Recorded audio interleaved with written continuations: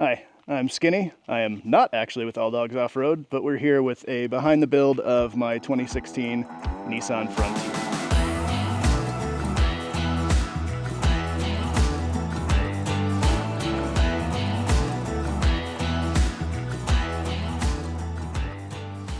Starting off up front here, nothing too crazy, just a nice winch bumper, steel skids. I do have a 12,000 pound winch in here because I got a hell of a deal on it, and why buy a lower weight rating one when you can just buy the heaviest hunk of metal to make your truck heavier. Got some more Moto fogs that are covered in Moab right now, so they're probably useless. They've been really handy though. They've taken lots of brush and hits. Definitely recommend those. Running a full Titan swap with Fox 2.5 with remote resis. I do have SPC upper control arms. I am also on a 2-inch body lift to clear future tall skinny 35s. Still just on the stock rims. I like how they look. I already got tires on them, so I'm not going to change them. The questions I get most are about this stainless steel snorkel. This is from Meredith Metalworks out in Australia. It's meant to fit a Spanish and Thai Frontier. It does not fit American Frontiers. I kind of tested that out. I had to enlarge the inner fender hole, and it cost more to ship than the snorkel itself. So cool? Yes. Worth it? Probably not. Running some white knuckle sliders. I do have a full set of Shrockworks steel skids underneath. I'm primarily out in the PNW, so we get a lot of hard basalt, and I'm usually using them to slide the truck and move the truck around. So I went with steel instead of aluminum. I now wish I'd gone with aluminum just for the pure weight savings. I think we're clocking in a shade over 6,000 pounds. Up top, I have a precision welding roof rack. I've got Baja Pro driving lights and then Baja Sport spotlight in the center, and then just some wide scene lighting that's switchable off of a switch up here. Back here, we're riding on ADO parabolic leafs pack. Fox 2.5s. I've really loved these leafs with all the weight we're carrying. Heavy metal off-road, bed bars, awning, tent, plus all of our camp setup back here. They handle the weight, they flex more than I was expecting, and they definitely outclass my driving, so still got plenty of room to grow. One thing I did modify here is I actually added some under bed lighting, which is quite nice if you're trying to cook at night or just find something in the bed. And then of course I've got a spare little SAE plug that I ran, which hooks up to, you know, when you want to party, you got to have some party lights. You stretch them around the awning when it's out, and, you know, we just need to get a mini disco ball. Got to add that to the shopping list. Back here I'm running a precision welding rear bumper with dual swing outs. I have since modified it. Originally my high lift went here, but with the tent, high lift with all that jazz wouldn't fit.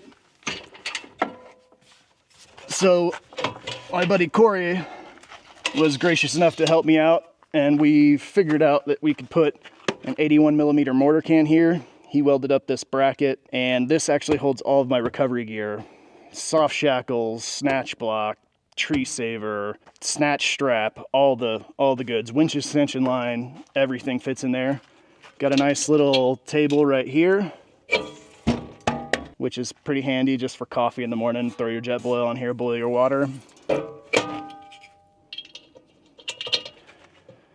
Spare tire carry over here, trasharoo. And I like to joke that I got the bumper for free, but it was a really, really expensive bottle opener. Up top, we've got a James Baroud Space, James Baroud on tunnel awning. I've had these about 2 years now.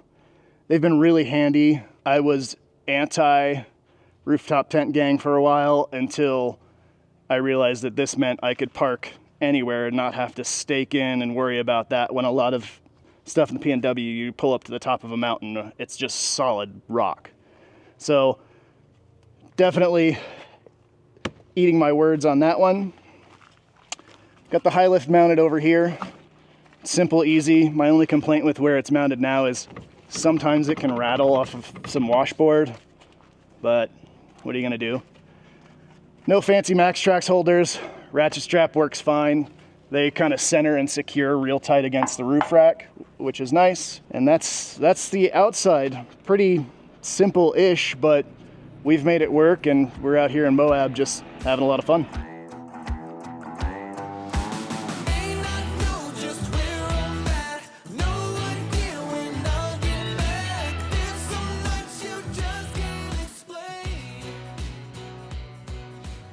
No fancy hood struts, mostly because I'm lazy. But in here I do have an IMS intake manifold spacer. I found it to be quite handy.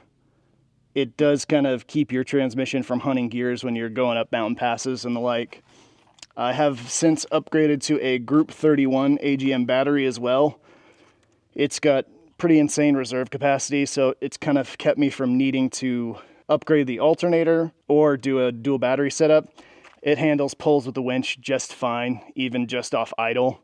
So I've been really, really happy with this. The snorkel is kind of hacked in here. I need to eventually switch over to a sealed box or something different just to make those unions a little better. I don't get any water intake, which is nice. It is watertight to a degree. I wouldn't, try and cross a river with it, but streams and stuff where water comes up over the bumper and splashes around in there, no issue. Up in here, I have wired in a auxiliary fan for my transmission cooler. It has been handy if you kick it on really before you start a long climb.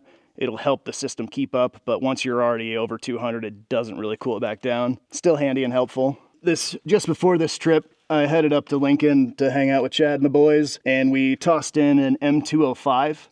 I was originally an R180, and went ahead and re-geared the truck to 408, which, being 6,000 plus pounds or in that neighborhood, has made a huge difference in just the truck's capability as well as drivability. In that front M205, and pardon the mess in here, we've been on the road for quite a while, and I was just in a hurry to get this done. We wired in a TRE front locker, so electric front locker. Just a little added strength and added capability, and definitely added control when you're coming down or going up something super steep. I've got a scan gauge 3, mostly because it monitors trans temp. I was running an ultra gauge, which was perfectly fine for my use case, but once I found out you could get an actual trans temp, it was a no-brainer. I like being able to monitor that. For comms, when I'm out with other people, I'm just using a little Baofeng UV9R. It's been really great. I added an extra aerial on it. Navigation, I'm just running a hand-me-down freebie iPad I managed to snag, and Gaia. It's been really handy. I pair that with a Bluetooth GPS puck, which has been way better and more accurate than just relying on the GPS and the iPad or an iPhone that pairs. Over here, we've retained a jump seat, and we'll go around the other side and show you. I have built a dog platform with my buddy Nick, welded it in, and we'll go over there so you can see how that is all in there. So it's a pretty simple platform, but you can throw dogs on here. We usually have our 2 dogs, Roxy and Ike, in. Roxy and Ike both really just sleep back here on this extra dog bed, and then we keep this one here caped so you can just pull it out and throw it down. But it's bolted into the seat belt and seat frames since we pulled this out, so it's quite sturdy. It's not going anywhere. This is all my lighting control. I'm a nerd, and this is actually a replica of a switch panel off of the Apollo spacecraft. But there's my driving lights, my spotlights, and then my scene are just auxiliary lights for camp stuff. Well, that's about all I can think of. I'm sure I missed something, but there's my 2016 Frontier. Thanks to All Dogs for highlighting this guy, and be sure to check out all the upcoming stuff from Mountain Expo West and the future behind the build. Have a good one, guys. North of the Georgia line.